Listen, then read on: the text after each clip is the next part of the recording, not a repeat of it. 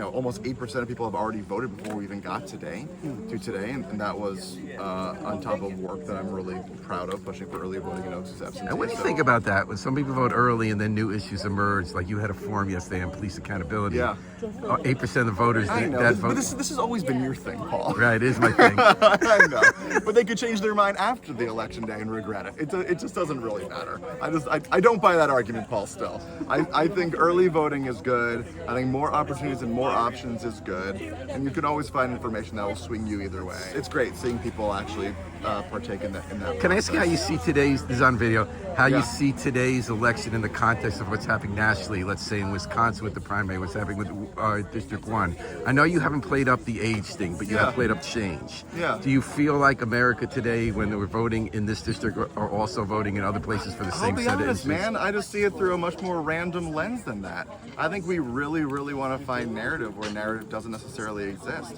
I think it depends on the candidate. I think it depends on the level of organization, the ability to raise and spend money, the message that you're running on, your reputation.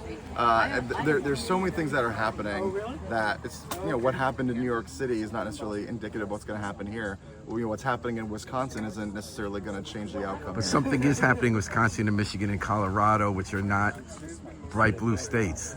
So something is happening or not?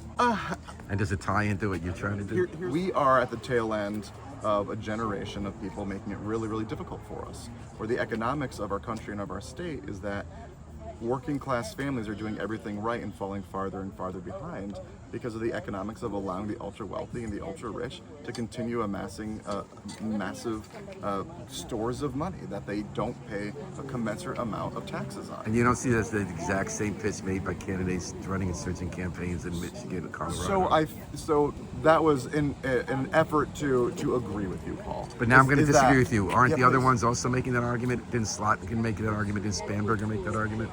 I think if you've been there and you haven't been fighting this fight and you don't do it with like a level of passion and fire, then people are going to wonder if you actually take it seriously.